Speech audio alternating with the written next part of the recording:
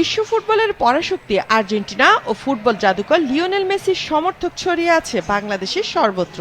তাই তো দলের সাফল্যের দিনে প্রাণ ভরে উল্লাসে মেতে ওঠেন সমর্থকরা। বিশ্বকাপে জর্ডানের বিপক্ষে আর্জেন্টিনার জয়ের সকালে তেমনই উল্লাস ছিল বরিশালে। নগরীর সিটি কর্পোরেশনের উদ্যোগে অশ্বিনী কুমার টাউন হলে বড় পর্দায় খেলা দেখতে জড়ো হয়েছিলেন কয়েকশো দর্শক। আকাশি সাদা জার্সি গায়ে পতাকা বাঁশি নিয়ে খেলা উপভোগ ও আনন্দে মাতেন সমর্থকরা।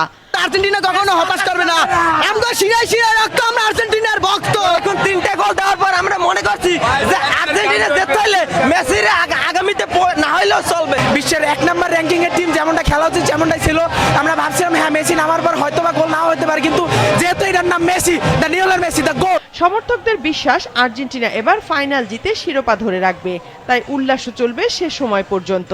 লাস্ট সময় মেসির গোলটা ছিল অসাধারণ, মেসির গোলটা ছিল সর্বশ্রেষ্ঠ। আমাদের প্রত্যাশা আর্জেন্টিনা এবার বিশ্ব চ্যাম্পিয়ন হবে।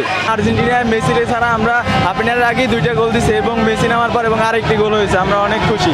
অন্যদিকে আর্জেন্টিনা জর্ডানের ম্যাচ চলার সময় নেত্রকোনায় ছিল ব্যতিক্রমী আয়োজন। জেলার বেসরকারি একটি উন্নয়ন সংগঠনের আয়োজনে মাদককে লাল কার্ড প্রদর্শন কর্মসূচি করা হয়।